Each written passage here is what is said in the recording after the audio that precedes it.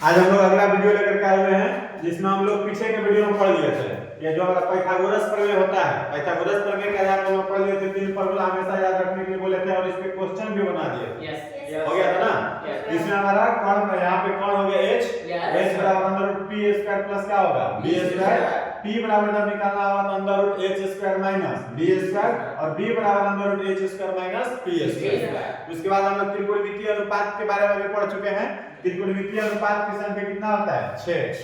ठीक है, त्रिकोणमितीय अनुपात की संख्या 6 जिसे बोलते हैं sin theta cos theta tan theta cot theta sec theta और cosec थीटा। ठीक है, और इसका फार्मूला होता है कि sin थीटा बराबर p/h।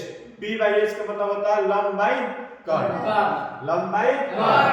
cos थीटा बराबर हो जाएगा आधार बाई कट। tan थीटा बराबर लंब बटा आधार। cot थीटा बराबर आधार बाई लंब। sec थीटा बराबर कट बाई आधार और cosec थीटा बराबर कट बाई लंब। अब इस पे आधारित हम लोग क्वेश्चन देखेंगे। ठीक है, कि किस तरीके का क्वेश्चन रहेगा। अगर हम लोग क्वेश्चन लिखते हैं कि दे दिया sin थीटा बराबर 3/5 है, sin थीटा बराबर 3/5 है, तो क्वेश्चन में वो पूछ दिया cos थीटा बराबर ज्ञात करें। ठीक है, क्वेश्चन में sin थीटा बराबर 3/5 है तो cos थीटा बराबर ज्ञात करें। अब देखो कोई भी चीज अगर स्टार्टिंग में कोई हम लोग चीज पढ़ रहे हैं तो स्टार्टिंग में क्या करना है कि जो सबसे फर्स्ट सेकंड जो क्वेश्चन होता है उसमें बारीकी से हर चीज बताया जाता है और उसी आधार पर सभी क्वेश्चन बनते हैं। तो हम लोग क्या करना है कि जो स्टार्टिंग का जो चीज है उसको अच्छा से सीखो, उसके बाद फिर हम लोग जैसे ही सीख लेंगे तो हम लोग अपने मर्जी से किसी तरह से बना सकते हैं। और बहुत जल्दी बनाना चाहते हैं जल्दी बना सकते हैं, शॉर्ट बनाना चाहते हैं शॉर्ट में बना सकते हैं, लेकिन ओरिजिनल चीज हम लोग को हर चीज पता होना चाहिए। क्योंकि बहुत सारा चीज क्या होता है कि छोटा छोटा चीज हम लोग ध्यान नहीं देते हैं, सिर्फ क्वेश्चन बनाकर आंसर लाने के चक्कर में रहते हैं, जो हमें बाद में बहुत तरह का दिक्कत करता है। इसलिए हम लोग हर चीज को ध्यान से देखेंगे क्योंकि यही छोटा छोटा चीज हमको बाद में बड़ा बना देता है। तो सबसे पहले क्वेश्चन ये है कि sin थीटा बराबर 3/5 दिया हुआ है तो cos थीटा का मान ज्ञात करें। तो एक बात हमेशा याद रखना, जब त्रिकोणमितीय अनुपात में क्वेश्चन दिया रहेगा, अगर sin थीटा बराबर दिया रहे, cos थीटा बराबर दिया रहे, tan थीटा बराबर दिया रहे, sec थीटा बराबर दिया रहे या cosec थीटा बराबर दिया रहे, जो भी दिया रहेगा तो उस आधार पर हम लोग सबसे पहले उसका फार्मूला हम लोग जानेंगे। फार्मूला ये दोनों हम लोग बार-बार इसलिए लिख रहे हैं, जब पढ़ा रहे इसको तब इसलिए लिख रहे हैं कि जितना बार तुम लिखोगे और जितना बार तुम्हारे नजर के सामने रहेगा उतना जल्दी याद होगा।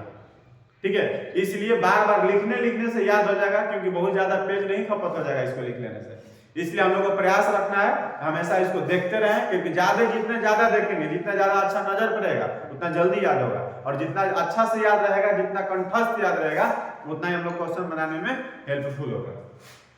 तो जब हमारा sin थीटा का मान दिया हुआ है तो सबसे पहले हम लोग लिखेंगे sin थीटा। सबसे पहले क्या लिख दिया जाए sin थीटा। तो बताओ sin थीटा बराबर कितना दिया हुआ है 3/5, जो दिया उसको लिख दिए। हमेशा याद रखना मैथ में जो पहले दिया है ना उसको लिख लेंगे। तो क्या हमारा दिया हुआ है sin थीटा बराबर 3/5 है, तो लिख दिया sin थीटा बराबर 3/5। अब एक चीज बताओ कि sin थीटा हमारा है तो इसके नीचे भी कुछ लिखना होता है, क्योंकि मैथ में हम लोग को भी उसके सामने मान बिठाते हैं और सामने मान नहीं हो तो उसको खाली छोड़ते हैं। तो इसका हमारा मान बिठाएंगे तो sin थीटा का फार्मूला लिख सकते हैं।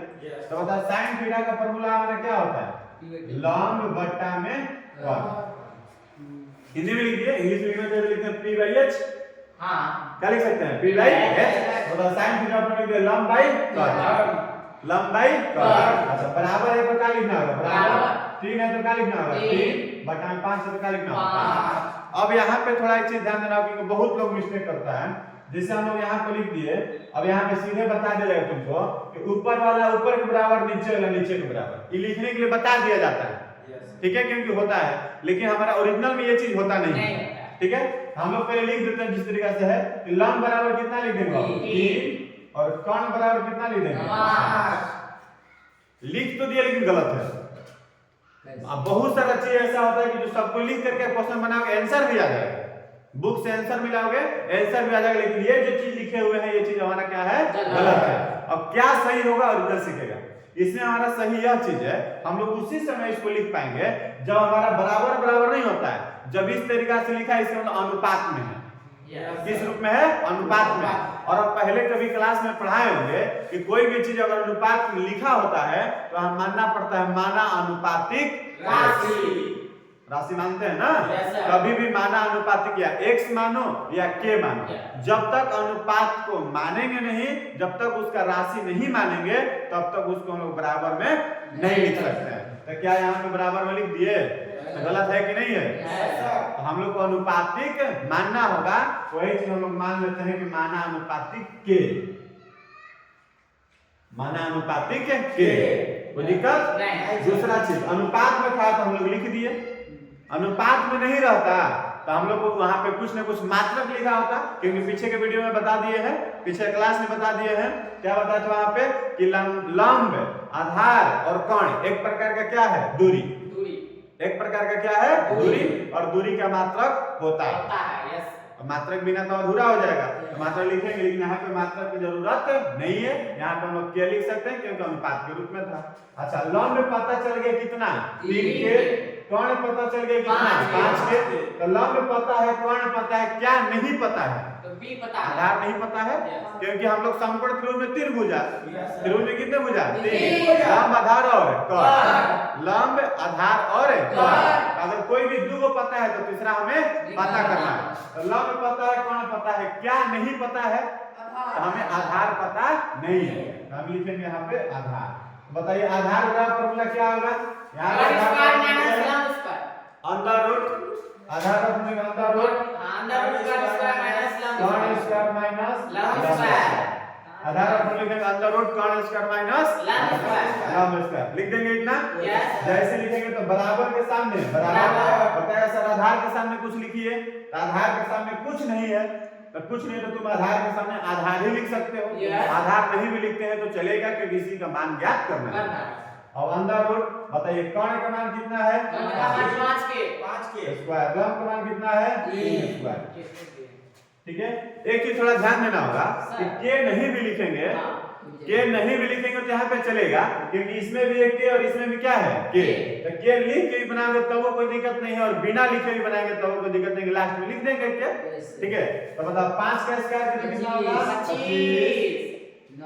3 का स्क्वायर करेंगे 9, घटा देंगे तो 16 वर्ग। यहाँ पे के लगाना जरूरी है, क्योंकि जैसे सेंटीमीटर लिख के क्वेश्चन में रहता है, तो क्या सेंटीमीटर लिख के बार-बार बनाते हैं? नहीं ना बनाते। उसी तरीके से नहीं भी बनाएंगे तो कोई दिक्कत नहीं है, लेकिन लास्ट में लिखना पड़ेगा। ठीक है, अब बताओ, पता चल गया, लंब पता चल गया कितना है? 3 के, कोण कितना है? 5 के, आधार कितना है? 4 के। अब हमें निकालना क्या है? cos theta. तो लिखेंगे, चूंकि हम जानते हैं कि cos थीटा का फॉर्मूला होता है आधार बटा, बताइए आधार का मान 4 के, आधार का मान कितना है? वो 4 के, और कोण का मान 5 के। के से अब कट गया 4/5 कितना आ गया? 4/5। ये हमारा क्या हो जाएगा? आंसर। कोई दिक्कत? दिखाई नहीं दे रहा है।